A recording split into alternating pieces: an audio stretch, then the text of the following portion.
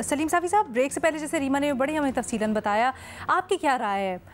क्या जो पाकिस्तान तहरीक इंसाफ की कानूनी महाज पर एक हिकमत अमली में नकाइस रह गए, उसका खमियाजा उनको भुगतना चाहिए, उसकी कॉस्ट उनको अदा करनी चाहिए, या फिर आप ये समझते हैं सूरत हाल को मद्देनज़र रखते हुए कुछ ना कुछ उनको रिलीफ दे देना चाहिए और ज़िम्मेदारी इलेक्शन कमीशन की बनती है?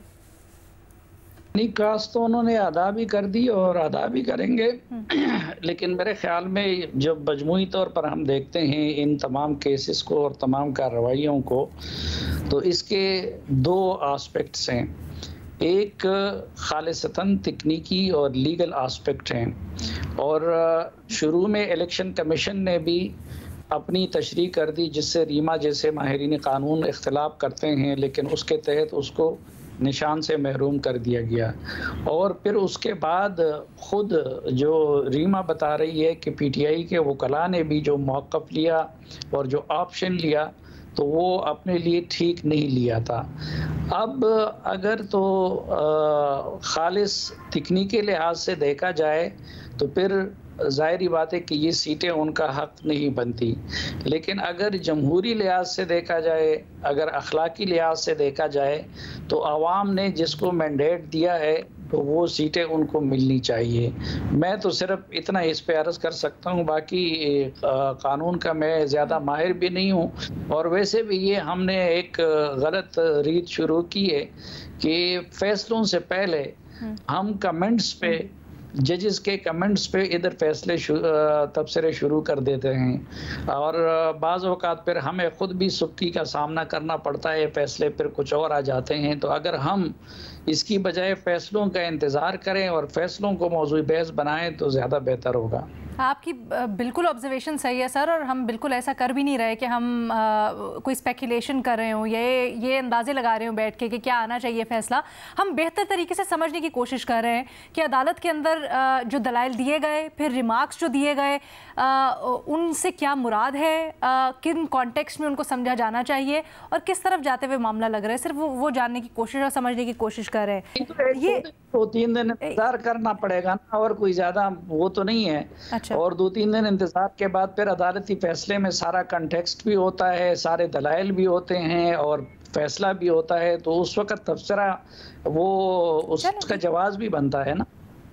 ठीक है सर, मैं आपकी राय का एहतराम करते हुए मैं आगे बढ़ जाती हूँ, बिल्कुल जैसे आप चाहें। वरना अगर आप चाहें तो मैं आपसे इतना सवाल कर लूँ कि जिस तरह से समाज चल रही है फुल कोर्ट में, वहाँ पाया जा रहा है, जैसे अभी भट्टी साहब ने एक राय दी, फिर रीमा ने उसको एक्सप्लेन किया या अपना मौक़िफ़ उसके ऊपर पेश किया, इसी तरह से सोशल मीडिया में या जनरली भी जहाँ जहाँ डिस्कशन होती है वहाँ मुख्तलिफ आरा पाई जाती हैं। Do you think full court का बिठाना और उसके ऊपर फिर लाइव नशरियात चीज़ों को ज़रा कंफ्यूजन का शिकार कर रहा है, या फिर आपके ख्याल में बिल्कुल सही फैसला है? नहीं, मैं उसमें अपना तबसरा शामिल करके कंफ्यूजन को मजीद नहीं बढ़ाना चाहता। मैं आगे बढ़ जाती हूँ। ठीक है, नहीं फेयर इनफ सर, आप नहीं करना चाहते तो मैं डेफिनेटली आगे बढ़ जाती हूँ, कोई मसला नहीं है। इरशाद भट्टी साहब, नहीं बिल्कुल सही सर, मैं एहतराम कर रही हूँ आपकी राय का, फेयर इनफ, बिल्कुल सही कह रहे हैं। जिन चीज़ों को हम समझते हैं या जिनको हम अहमियत देते हैं उनको आप रिपोर्ट कार्ड का मौजू नहीं बनाते। सर आप किस चीज़ के ऊपर बात करना चाहते हैं? अगर आप करना चाहें तो बिल्कुल कीजिए। बस आप भट्टी साहब को, ये भट्टी साहब की तैयारी बहुत होती है, भट्टी साहब सुन लेते हैं। मैं तो आपको मौका भी दे रही हूँ, अगर आप चाहते हैं तो प्लीज़, हम आपको सुनना चाहते हैं। आप जिस भी इशू के ऊपर बात करना चाहते हैं डेफिनेटली करें, वरना आपकी राय का एहतराम करते हुए फिर मैं आगे बढ़ जाऊँ। एक इशू चल रहा है जो कि खैबर से लेके कराची तक पाकिस्तान के हर फर्द की सलामती से मुताल्लिक है। जी सर। ये जो अज़्म पाकिस्तान शुरू करने की बात की गई है, उस हवाले से बहुत सारी गलतफहमियाँ भी हैं। उसको पाकिस्तान की कई पार्टियों ने रिजेक्ट कर लिया, दूसरी तरफ हुकूमत ने कल वजाहत कर दी कि ये कोई फुल फ्लेज ऑपरेशन नहीं है माजी के ऑपरेशनों की तरह, बल्कि पहले से जो इंटेलिजेंस बेस का रवैया हो रही है हम उसको मरबूत बनाएंगे। अब उस हवाले से आज भी गलतफहमियाँ पाई जाती हैं, इसलिए आज भी पॉलिटिकल लीडरशिप की तरफ से ये डिमांड्स किए जा रहे हैं कि ब्रीफिंग दिया जाए, फलां कर दिया जाए, फलां कर दिया जाए। तो इस तरह के मौज़ूआत یہ ہم جو کہ پاکستان کے ہر فرد کی زندگی اور سلامتی سے متعلق ہے، تو ہمیں اس کو بھی موضوع بحث بنانا چاہیے۔ بالکل صحیح بات کر رہے ہیں سلیم صافی صاحب، اور آپ کی بات کا، آپ کے سوال کا، تحفظ کا آپ نے خود ہی جواب دے دیا کہ جب جہاں اتنے اس کے اوپر ابھی ابہام ہے، ہمارے سامنے کچھ کلیئرٹی نہیں ہے، تو پھر کیسے تجزیہ تبصرہ اس چیز کے اوپر کریں، ان انفارمڈ تجزیہ تبصرہ؟ تو اس لیے ہم نے بہتر سمجھا کہ ہم ذرا سیاسی محاذ کے اوپر اور پھر جو امپلیکیشنز ہیں اس کی قانونی ڈسکس ہو رہی ہیں اس کو ذرا کر۔ جی سر۔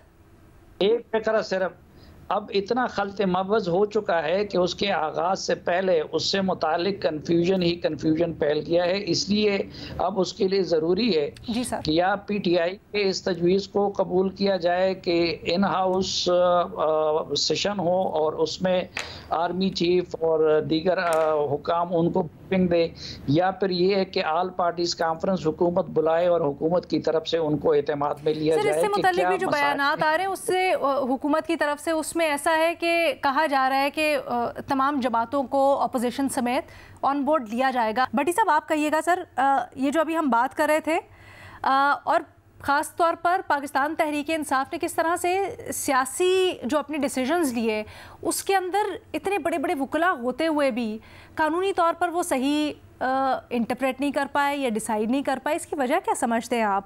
اور یہ بھی جمع خاطر کر لیجئے گا، ایک کلپ بڑا گردش کر رہا ہے جس میں جو انٹرا پارٹی الیکشنز کا فیصلہ ہے، علی ظفر صاحب جب عدالت کے سامنے کھڑے ہوئے تو وہ عدالت کو گزارش کرتے ہیں کہ جی اگر آپ نے ہمیں انٹرا پارٹی انتخابات کالعدم کر دیے تو مخصوص نشستیں بھی ہمارے ہاتھ سے چلی جائیں گی۔ تو عدالت ان کو کہتی ہے کہ ان کا خیال نہیں ایسا ہوگا، اگر ایسا ہوا تو آپ ہمارے پاس آ جائیے گا۔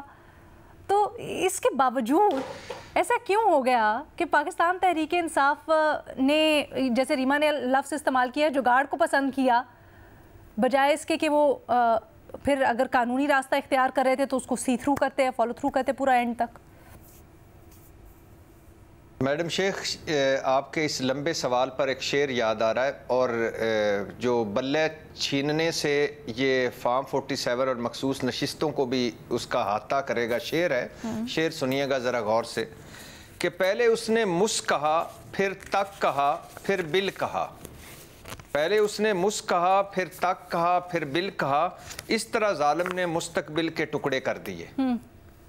یہ آپ ایک یعنی آپ اس کو براڈر پکچر میں دیکھیں کہ ہوا کیا ہے اور سپریم کورٹ کا اور الیکشن کمیشن کا کردار اور فیصلے کیا رہے ہیں۔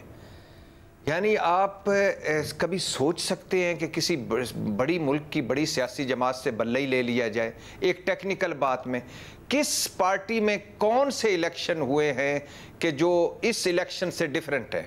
نمبر 1، خیر اس پہ تو بہت بات ہوگی کہ اس میں آیا کوئی نہیں اور اس میں آ گئے سارے۔ تو اور تیسرا الیکشن بھی اب وہ اس پر بھی اعتراض خیر سے لگ چکا ہے۔